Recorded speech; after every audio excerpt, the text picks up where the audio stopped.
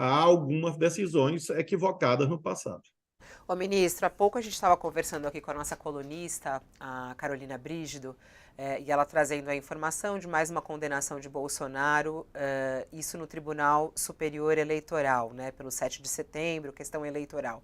E aí a gente tratava aqui sobre a questão da investigação de Bolsonaro e condenação dele na área criminal.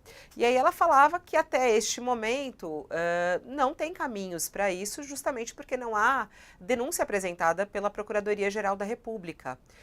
E até recentemente, o próprio subprocurador, em entrevista à revista Veja, ele falou assim, olha, não achei nada forte da delação do Mauro Cid, que deixou todo mundo muito escandalizado com o que Mauro Cid falou e o que foi divulgado aí até o momento, né, pela imprensa. E aí eu queria lhe perguntar, o que está acontecendo? Por que Bolsonaro não é denunciado? Se o senhor se sente um pouco frustrado com isso e qual é a sua expectativa? Quando é feita uma investigação, é normal que haja a busca do maior conjunto probatório possível para levar à configuração da chamada justa causa, sem a qual não se começa uma ação penal legítima. E eu não conheço, evidentemente, o teor da delação premiada do Mauro Cid, não me compete, não li.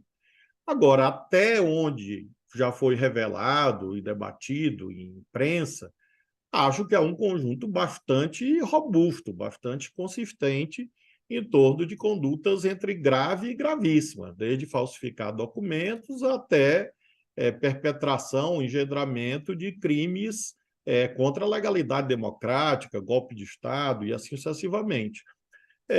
Quando é feita uma delação, depois é preciso checá-la, quer dizer, a delação não é ponto de chegada, é ponto de partida.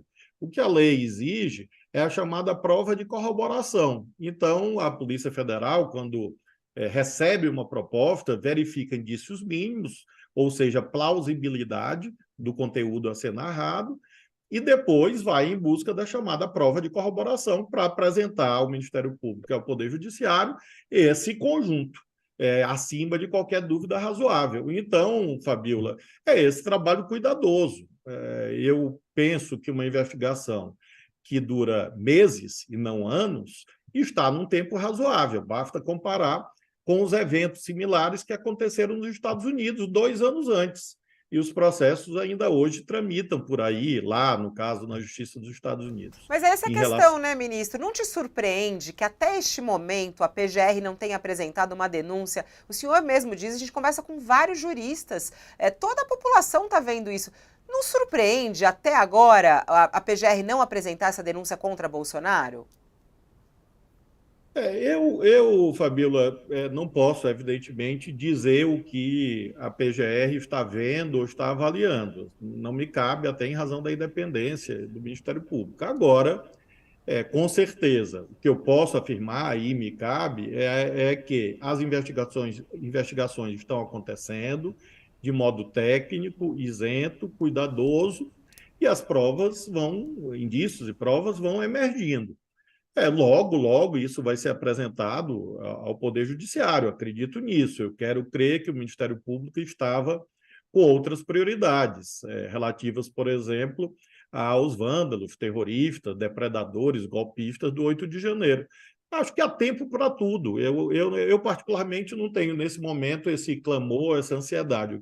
O que eu acho mais importante é haver um trabalho consistente. E isso está acontecendo, Agora, na minha avaliação. Muito em breve, eu acho que o Ministério Público vai iniciar as ações agora, cabíveis contra quem quer que seja. É isso no que eu acredito e é para isso que no Ministério da Justiça nós trabalhamos. nisso o senhor já foi juiz, portanto, entende esses meandros de procuradoria, de judiciário, mais do que nós, né? O que eu queria saber, o senhor mencionou a delação do Mauro Cid, de fato o que veio à luz por hora, que é pouco diante do que a Polícia Federal deve estar manejando, já é muito grave ou gravíssimo, como o senhor definiu, né? Agora, há outras investigações em curso, mais antigas até, e o que eu queria saber do senhor em relação a esta delação, a investigação que está sendo feita pela Polícia Federal, é necessário que a polícia aguarde pela definição do nome do próximo Procurador-Geral da República, a ser feito pelo presidente Lula, ou a polícia pode concluir esse inquérito e enviar para lá, ou seria conveniente que aguardasse o ex-presidente Bolsonaro não é mais presidente, portanto, não está mais sujeito não precisa ser o procurador-geral a denunciá-lo, né? Com que prazo o senhor imagina que esse processo deve se encerrar e acha que é necessário aguardar pela escolha do próximo procurador-geral ou não? Certamente que não, são fatos independentes. Então, uma coisa é o processo de escolha do Procurador-Geral da República ou de qualquer outro cargo, segundo critérios que estão na Constituição. Outra coisa é o andamento de um inquérito. Não existe essa associação. O que há, repito, é o cuidado com a qualidade da prova. Porque se a Polícia Federal não tem esse cuidado, depois, eventualmente, acontece uma absolvição, uma nulidade, a culpa vai recair sobre quem? Sobre a Polícia Federal. Então, em razão do histórico recente, inclusive, de Lava Jato, etc., em que tudo acabou praticamente ruindo por más condutas processuais, cuidado aumentou.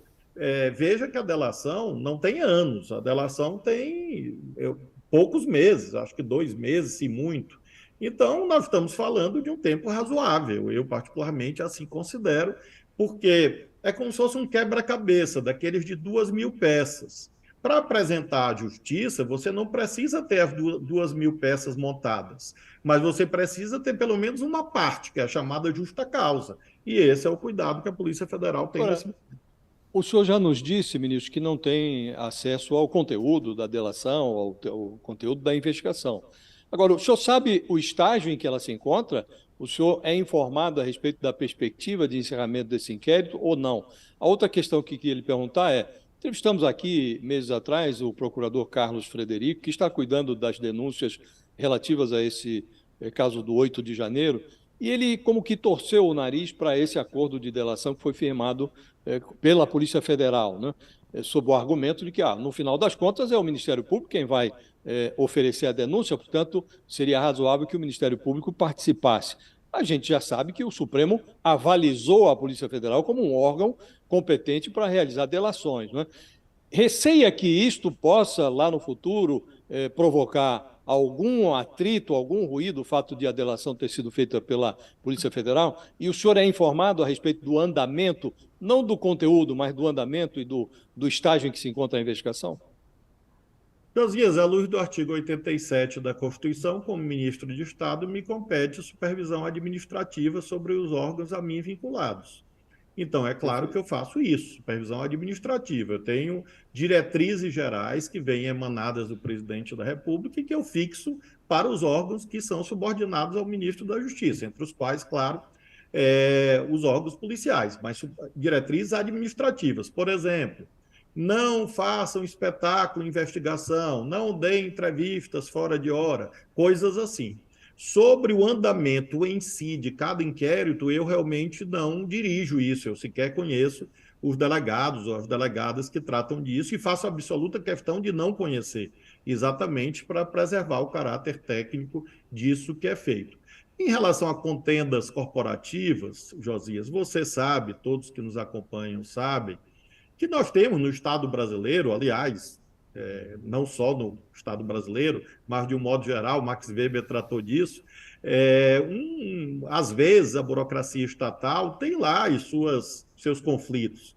É preciso ter calma, ponderação. Nesse caso, o poder, a competência, a atribuição da Polícia Federal para fazer delações, homologar e submeter à homologação do Poder Judiciário está na lei. Não foi o Supremo, você tem razão, e também a lei diz expressamente que o órgão policial assim pode. E estranho seria que não pudesse, uma vez que no Brasil o inquérito policial é conduzido exatamente por uma autoridade desta natureza. Então, imagine o absurdo. O delegado pode ouvir uma testemunha, conduzir uma prova pericial, pedir quebra de sigilo, mas não pode ouvir uma delação. Isso não tem nenhum sentido sistêmico à luz do direito. Então, eu acho que isso vai ser superado, até porque a jurisprudência do Supremo é muito clara em relação ao assunto. Ministro, um assunto, na verdade, saindo um pouco desse assunto, mas acho que é um assunto que para você é caro, até porque o senhor foi membro da CONATRAI, da Comissão Nacional para a Erradicação do Trabalho Escravo, há muitos anos. Tem um caso polêmico, né, que tomou o Brasil, que teve repercussão internacional, de uma trabalhadora doméstica, né, que foi resgatada do trabalho escravo da casa de um desembargador em Santa Catarina, em Florianópolis, né? Ela chegou a ser resgatada, depois houve uma decisão do STJ, né, e do STF, do ministro André Mendonça, permitindo que ela fosse devolvida para casa do desembargador, se assim a vontade dela fosse. A questão da vontade é uma questão complicada, afinal, essa é a única vida que ela conhece. Agora, a Procuradoria-Geral da República, né, ela está defendendo, ela divulgou hoje que ela está defendendo que essa mulher seja novamente retirada, resgatada da casa do desembargador e colocada numa casa de passagem ou numa casa, num abrigo, né, condizente com a dignidade dela, enquanto todo esse caso não é resolvido, né? E aí houve uma ação de resgate que participou o Ministério Público, o Ministério do Trabalho, Polícia Federal, né, que está sob sua responsabilidade também, inclusive. O senhor está por dentro desse caso? Como é que o senhor avalia essa situação em que uma trabalhadora resgatada ela é devolvida para a casa dos patrões? Os trâmites formais não transitam por aqui, mesmo porque, como você sabe, hoje a Conatrai não está mais conosco, né? Ela Uhum. está, esse tema de trabalho escravo, trabalho forçado, está sob condução do Ministério do Trabalho e do Ministério dos Direitos Humanos. Mas, de todo modo, por essas notícias e por essa síntese que você fez, me parece claro que a liberdade, neste caso, vai na direção de, se possível, preservar a autonomia da vontade da trabalhadora e, se não for possível, por questões pessoais, inclusive, que o Estado haja no sentido de proteger essa liberdade. É bastante esquisito que a vítima seja conduzida compulsoriamente para o local do crime. É muito estranho. Eu, particularmente, nunca vi isso e espero, portanto, que essa orientação da Procuradoria-Geral da República, que você alude, vá nessa direção de cumprimento da lei.